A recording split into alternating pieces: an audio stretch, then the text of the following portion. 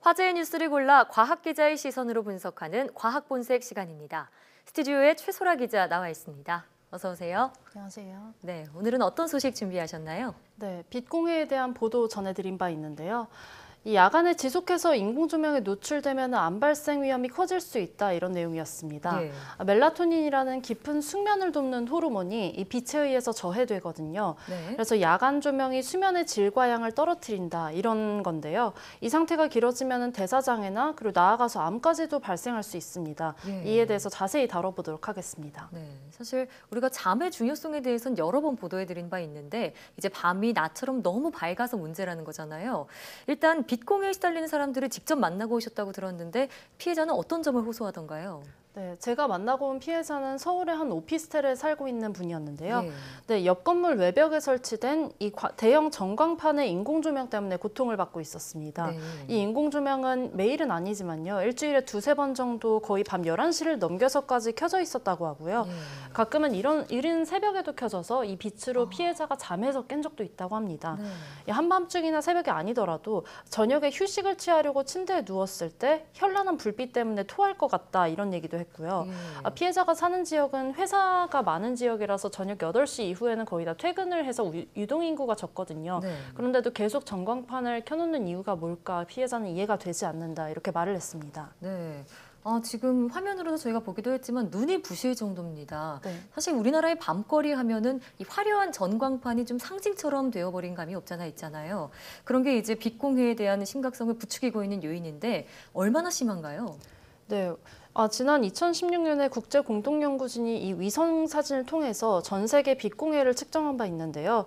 그때 일단은 전 세계 80% 이상이 빛공해에 시달리고 있었습니다. 예. 그중에서도 우리나라는 국토 면적 중에 89.4%가 빛공해에 시달리고 있다고 하는데요. 예. G20, 그러니까 주요 20개 나라 가운데 2위였습니다. 1위는 이탈리아였고요.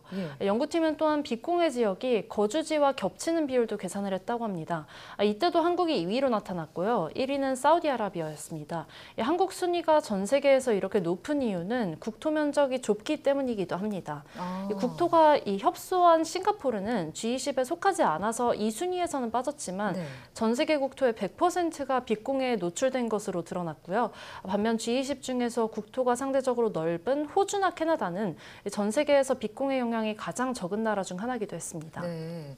그러니까 우리나라는 국토가 좁아서 거주지나 상업 공간의 그런 공간이 겹치다 보니까 더더욱 이 빛공해에 취약할 수밖에 없다라는 말씀인데 네. 전 세계 2위라고 하셨습니다. 그러면 우리나라 사람들의 건강이 좀 걱정되는데요. 네, 앞서 저희 보도에서도 전해드렸듯이 빛공해가 유방암을 1.5배, 그리고 전립선암을 2배 높인다는 얘기가 있는데요. 예. 이거는 외국 연구진의 결과였고요. 최근 우리나라에서도 똑같이 빛공해와 암의 상관관계에 대한 연구가 진행됐습니다.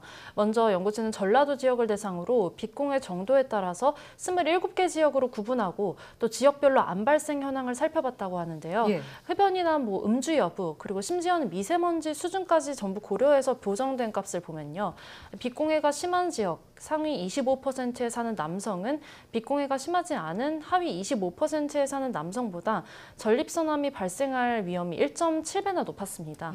네, 유방암의 경우는 우리나라에서 교대 근무를 하는 여성들을 대상으로 조사됐다고 하는데요.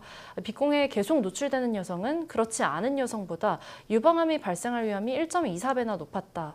네, 그러는데요. 전문가의 자세한 말 들어보겠습니다. 가깝게는 수면에 직접적인 영향을 주게 되고 또 장기적으로는 암을 일으킬 수 있다거나 또는 비만과 같은 대사질환과도 관계가 깊다고 그렇게 연구되어 있습니다. 그러니까 여성의 유방암과 남성의 전립선암은 둘 다 호르몬과 관계가 깊은 암들이거든요. 이 두 가지 암이 가장 야간 빛공해와 관련이 있는 암으로 알려져 있습니다. 네, 연구를 보면은 다른 암과는 이 빛공해가 크게 관련이 없는 것으로 나타났고요. 유독 그 여성의 유방암 그리고 남성의 전립선암이 빛공해에 크게 영향을 받는 것으로 나타났습니다. 예. 게다가 서울시와 환경부가 발표한 보고서를 보면요. 빛공해는 우울증이나 불면증, 고지혈증, 두통까지도 일으키는 것으로 나왔고요. 2010년에 국제암연구소가 이 빛공해가 인체 면역력을 떨어뜨린다 이런 연구 결과도 내놓은 바 있습니다. 예. 그러니까 빛공해가 단순히 일상을 침해하는 것은 물론이고요. 건강에까지도 악영향을 미치고 있다는 건데요.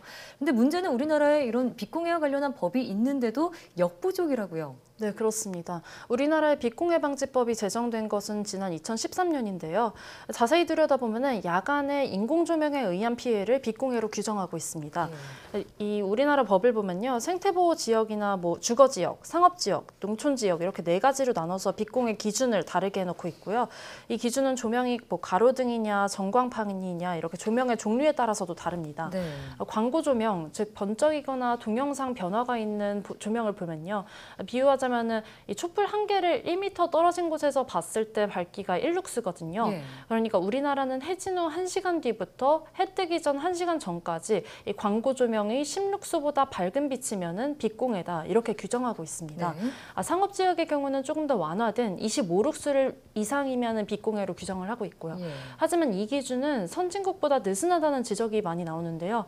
같은 지역을 대상으로 미국의 경우는 3룩스를 빛공해로 규제하는 것을 보면 그렇습니다. 그렇군요. 네, 더 큰 문제는 우리나라 빛공해 방지법에 이 소등 기준이라는 게 없다는 건데요.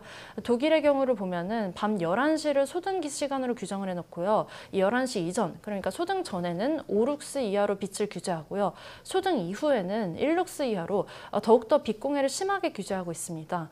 유럽도 소등 시간을 10시 정도로 규정하는 등 이 밤이 더 깊을수록 빛을 더 심하게 규제하는 추세인데요. 우리나라도 이렇게 소등 전후를 정하자 이런 전문가들의 제안이 나옵니다. 예. 네, 시간은 우리나라의 정서에 맞춰서 정해야겠지만요. 네. 그래도 꼭 이 시간은 필요하지 않나 이게 전문가들의 공통된 의견입니다. 네, 그러니까 우리나라도 빛공해 방지법이라는 법이 있긴 하지만 너무 기준이 느슨하고 또 이 선진국의 소등 시간 규정과 같은 점은 좀 벤치마킹할 필요가 있다 이런 말씀인데요. 자, 그런데 이렇게 좀 느슨한 법조차도 단속이 제대로 안 되고 있다고요? 네, 그렇습니다. 우리나라 법이 좀 상대적으로 늦게 생겼기 때문인 것으로 보이는데요. 예. 2013년에 빛공해 방지법이 생겼다고 말씀드렸잖아요. 네. 이 기준을 어겨도 따로 제재할 방법이 없다고 합니다. 2015년에 몇몇 시들이 조명환경관리구역으로 지정됐는데요. 이 빛공해법을 어길 시 이 5만 원에서 최대 15만 원까지 과태료를 내야 하는데요. 예. 하지만 해당 구역이 관리구역으로 지정되기 이전에 설치된 조명은 5년간 유예 기간을 두도록 돼 있습니다. 다시 말해서 대부분은 오는 2020년까지는 거의 단속할 방법이 실질적으로 없는 상황입니다. 예. 이 시 관계자들도 빛공해 관련해서 민원이 들어오면은 이 지도 권고는 할 수 있어도 과태료를 강제로 이제 강제할 수는 없다 이렇게 말을 합니다. 그렇군요. 자, 이 때문에 그러면 우리나라 국민 대부분이 빛공해에 그대로 노출되어 있는 건데, 자, 당장 규제가 힘드니까요. 스스로 좀 환경을 개선할 그럴 방법은 없을까요? 네. 빛의 세기를 사실 눈으로 판단하기는 어렵잖아요. 네. 그래서 이제 뭐 만약 빛공해로 자신이 고통받고 있다고 하면요. 핸드폰에 이 스마트폰에 앱을 설치해서 이 조도를 측정할 수 있는 방법이 있습니다. 예. 하지만 이게 완전히 정확한 건 아니니까요. 뭐 조도계를 대여하는 등의 방법으로 정확하게 빛공해의 여부를 판단할 수 있겠고요. 또 자신이 사는 곳이나 뭐 자기가 지나다니는 곳이 뭐 우리나라 법구정상 빛공해에 해당한다 이렇게 측정이 되면요. 민원을 넣는 방법이 있겠습니다. 네. 하지만 앞서 말씀드린 것처럼 이 제도가 느슨해서 쉽게 개선이 안 된다고 하면요. 집에 암막 커튼을 설치하거나 또 수면할 때 뭐 수면 안대를 구비해서 잘 때마다 끼는 수밖에 없습니다. 우리 몸에서 빛 수용체는 눈에 있기 때문에 눈을 막아주는 방법인 건데요. 다만 이럴 경우에는 아침이 되면 꼭 햇빛을 쐬주는 것이 중요하고요. 또 멜라토닌을 경구 복용하는 것도 도움이 될 수 있다 이렇게 전문가들은 말을 하는데요. 빛공해로 수면의 질이 너무 안 좋다 하시는 분들은 저녁에 멜라토닌을 먹는 걸로 복용하는 방법이 근본적이지는 않지만 하나의 도움이 될 수도 있습니다. 네. 정말 잠이 보약이라는 말이 있는데 잠만큼은 편안히 잘 잘 수 있도록 좀 법이나 제도가 좀 더 강하게 자리 잡아야 될 것 같습니다. 잘 들었습니다.